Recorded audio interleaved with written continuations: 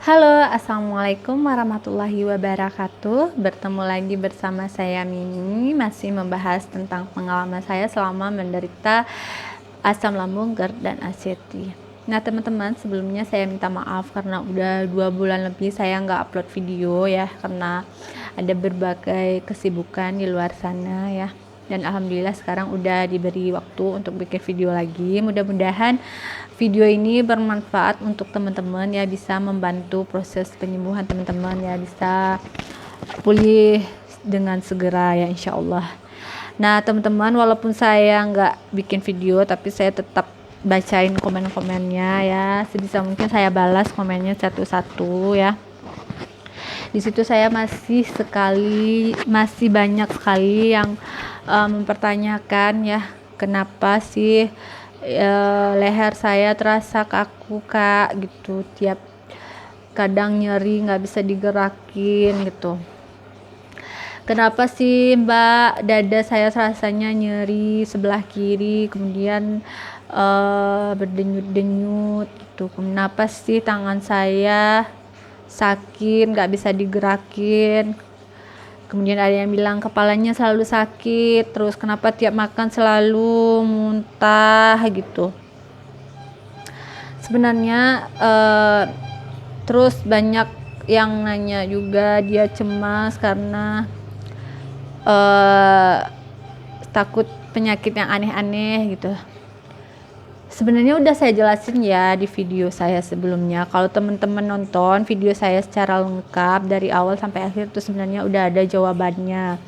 Jadi makanya saya bilang ya, saya juga pernah bilang kalau nemuin video saya, salah satu video saya di pencarian YouTube dan memang pengen benar-benar sembuh, itu tontonlah videonya dari awal sampai akhir, jangan di skip supaya penjelasannya bisa dipahami dan bisa diterapkan dengan benar ya. Karena kenapa saya bilang begitu, saya karena udah pengalamannya dari situ. Nah, saya dulu kan masih bingung, sama seperti teman-teman sekarang masih bertanya-tanya kenapa ini saya sakit, kenapa leher saya kaku nggak bisa digerakin, kenapa tenggorokan saya itu rasa kecekek gitu, dada berdebar-debar tiap pagi itu. Sakitnya itu tiap hari beda-beda ya, kadang kaki sakit, tangan sakit, kaki yang sakit. Hari ini pagi ini tiap bangun tidur kaki yang sebelah sini nggak bisa digerakin, besok lagi yang sebelah kanannya gitu. Kemudian mata berkabur, kepala berdenyut, telinga berdenging ya. Saya masih bertanya-tanya dan alhamdulillah ketemu salah satu video YouTuber ya, Kang Rohimat Jaya Saputra, yang udah sembuh ya dari asam lambung. Di situ saya tonton videonya ya, karena anjuran dari beliau kalau memang pengen sembuh itu tonton videonya dari awal sampai akhir secara berurut, jangan di skip biar bisa dipahami ya, dan sebagai bahan sugesti untuk pikiran kita biar sembuh ya. Jadi saya tonton dari awal sampai akhir memang secara berurutan ya, tiap hari nontonin itu. Alhamdulillah saya udah nggak bingung lagi ya, berarti kalau ada sakit yang lain-lain berarti itu memang pengaruh dari asam lambung, bukan penyakit yang aneh-aneh gitu. Jadi mulai dari situlah saya mulai tenang pikirannya ya, nggak berpikiran saya ini penyakit yang mengerikan yang seperti bayangan saya itu, yang malah bikin asam lambungnya jadi nggak sembuh-sembuh. Makanya kalau misalnya nemu video saya, salah satu video saya, usahakan nonton dari awal biar ngerti penjelasannya ya. Karena seperti yang saya bilang tadi, itu sebenarnya nanya-nanya di komentar itu udah pernah saya bahas di video-video sebelumnya. Karena makanya nggak sembuh-sembuh ya, nontonnya cuma satu-satu video, jadi nggak total ya gitu. Jadi memang penyakit asam lambung ini udah saya bahas sih sebenarnya. Memang penyakitnya itu berjuta rasa ya. Hari ini mungkin yang terasa sakitnya di tangan, mungkin besok lagi di kaki, besoknya lagi di kepala, jadi berjuta rasa. Jadi kalau misalnya teman-teman nanya kenapa leher saya kaku, berarti sebenarnya jawabannya satu itu karena asam lambung lagi ada di leher ya. Jadi kalau asam lambung itu naik, dia jadinya kemana-mana, jadi mengakibatkan badan kita itu jadi sakit. Di mana dia hinggap berarti di situ dirasakan sakitnya gitu. Makanya disebut penyakit berjuta rasa gitu.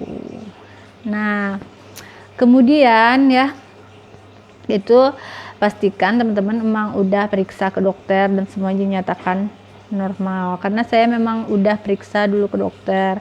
Memang dokter, jadi kalau saya dulu ya, dokternya nggak tahu kalau saya ini sakitnya asam lambung gitu, karena mungkin kesalahan saya yang salah menjelaskan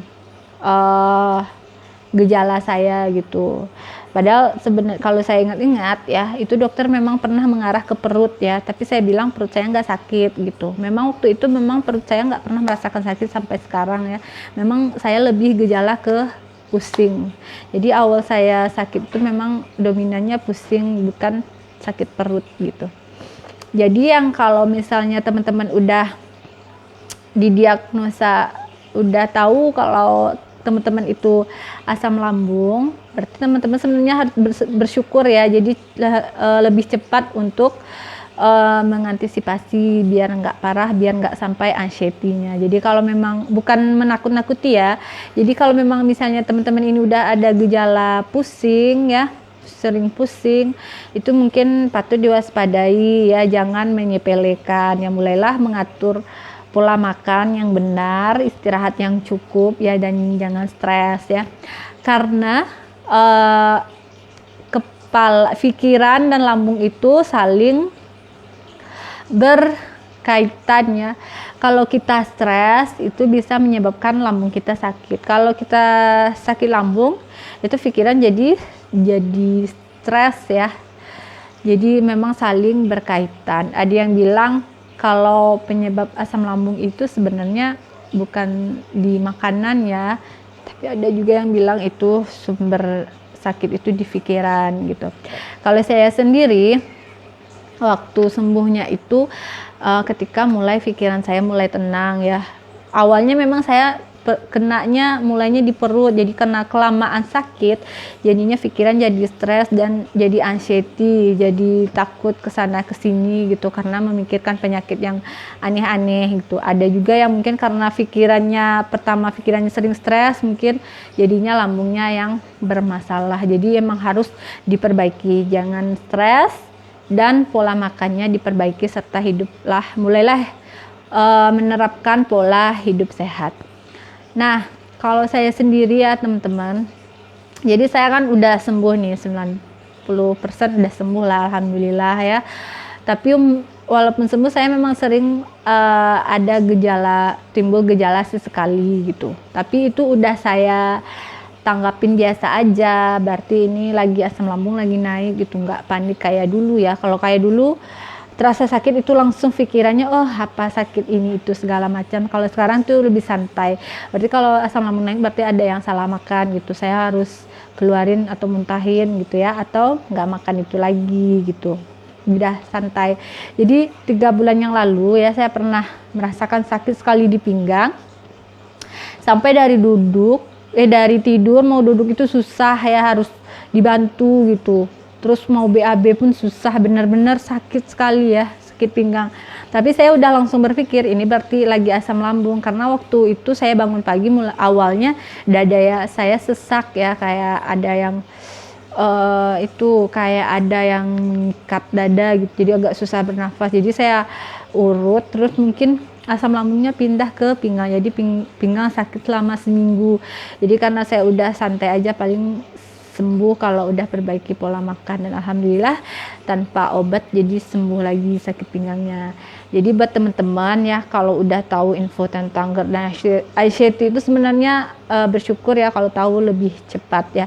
Banyak sekali dari kita yang nggak tahu tentang GERD dan anxiety ini. Jadi kalau ada gejala ya, itu terjadi di keluarga saya sendiri ya. Saya ini sebenarnya keluarga dari orang tua, dari bapak dan ibu itu memang keturunannya asam lambung ya. Jadi ada yang memang udah menyadari, ada yang dia nggak ngeh kalau itu udah GERD ya. Jadi ibu saya sendiri itu sebenarnya memang udah GERD, tapi dia nggak menyadari karena nggak pernah dapat ilmu tentang GERD ya, nggak tahu informasi tentang GERD. Jadi dia berpikir kalau waktu dia sakit pinggang, dia merasakan sakit pinggang itu karena pengaruh usia. Nggak bisa dibilangin ya, padahal itu memang karena asam lambungnya lagi naik, karena dia memang nggak pernah cari informasi, nggak nonton YouTube seperti kita ya teman-teman. Jadi sebenarnya dibilangin pun susah ya, jadi ibu tuh agak susah dibilangin gitu. Jadi beliau mikirnya dia sakit pinggang karena udah tua, padahal itu sebenarnya asam lambung. Setiap gejala-gejalanya itu persis sekali dengan GERD, tapi beliau nggak mengarah ke situ ya. Jadi beliau mikirnya sakitnya emang sakit pinggang, padahal itu karena asam lambung. Dan itulah saya teman-teman ya harus bersyukur kalau bisa tahu informasi tentang GERD dan anxiety ini, jadi bisa cepat-cepat menanggulangi apa yang memang harus teman-teman pantangin makanannya, apa yang harus teman-teman perbaiki pola hidup teman-teman. Dan satu lagi ya, masih banyak yang bertanya kenapa saya belum sembuh, padahal saya udah pantangin makanan, udah pola hidup sehat dan segala macamnya. Itu yang sembuh GERD dari anxiety ini sembuhnya nggak instan ya, dan dalam 1 bulan udah sembuh, udah nerapin gitu, nggak sembuh juga, itu hal yang wajar ya, karena setiap orang itu berbeda-beda.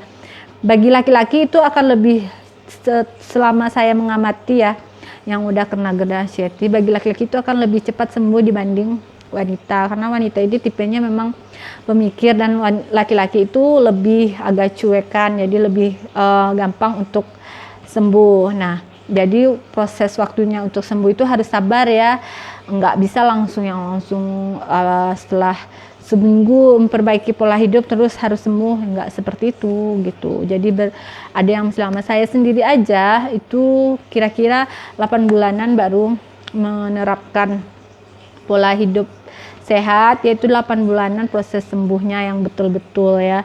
Jadi saya kan udah saya ceritain dulu, dari awalnya sempat sembuh sebentar, kemudian sakit lagi, sembuh terus malah makin parah lagi gitu. Berkali-kali ya jatuh bangunnya gitu, jadi nggak instan gitu. Jadi harus memang sabar ya, harus konsisten menjalani pola hidup sehatnya. Nah, harus sabar dulu, nahan-nahan makanan favorit kita sampai nanti udah sembuh. Saya sendiri alhamdulillah sekarang mau makan apa aja itu udah bisa ya.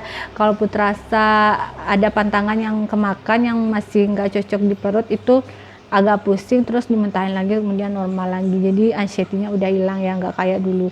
Kalau kayak dulu terasa ini langsung panik ya, langsung cari Google, langsung lihat ini gejala ini sakit apa, seperti itu ya. Udah saya alamin itu semua yang teman-teman tanyain, itu udah balik dari situ ya. Saya bukan dokter ya teman-teman ya. Yang saya sarankan itu berdasarkan pengalamannya yang pernah saya alami gitu. Jadi bukan dokter ya. Jadi kalau misalnya teman-teman saran minta obat apa, itu sebenarnya kalau ada obat itu pun ada yang cocok, ada yang enggak gitu. Pantangan pun beda-beda ya, udah saya jelasin. Ada yang mungkin bagi si A dia pantang makan ini, bagi si B dia cocok. Jadi memang penyakit ini penyakit sejuta umat ya, juga berjuta rasa ya. Jadi setiap hari itu ada aja rasa sakitnya beda-beda gitu. Jadi kalau teman-teman udah periksa ke dokter dan memang dinyatakan GERD ya, asam lambung, seharusnya nggak usah nanya lagi kenapa saya masih begini, masih begitu, tiap pagi terasa ini seperti itu. Tinggal kelola pikirannya aja, ini asam lambung, saya harus memperbaiki pola makan saya, harus memperbaiki pola pikir saya, harus hidup sehat, istirahat yang cukup gitu. Tipsnya udah pernah saya jelasin di video sebelumnya, silahkan ditonton lagi ya. Mudah-mudahan video ini bisa membantu teman-teman untuk sembuh ya, yang baru-baru dapat gejala awal ya.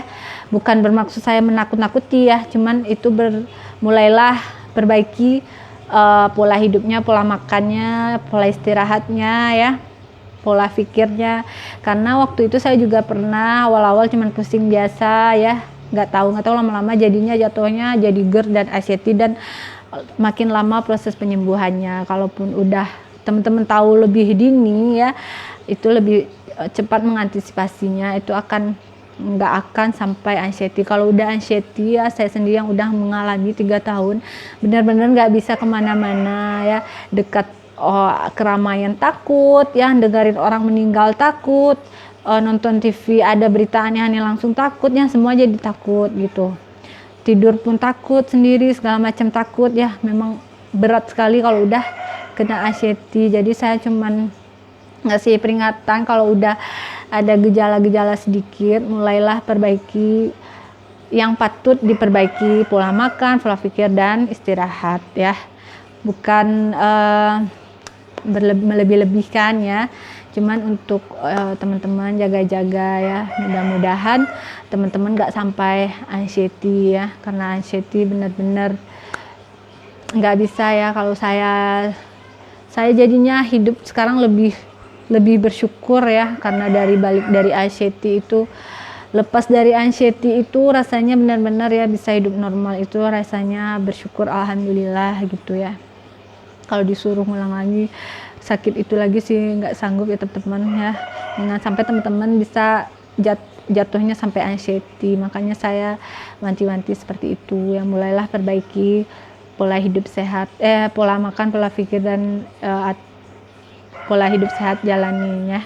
Nah teman-teman, segitu dulu, mudah-mudahan video ini bermanfaat untuk teman-teman ya, yang lagi sakit semoga cepat sembuh ya, yang masih ada di gejala-gejala awal itu cepat antisipasi ya, mudah-mudahan bermanfaat. Dan jangan lupa tonton video saya berurutan dari awal sampai akhir biar lebih dicerna. Terus jangan lupa like and subscribe. Terima kasih. Assalamualaikum warahmatullahi wabarakatuh.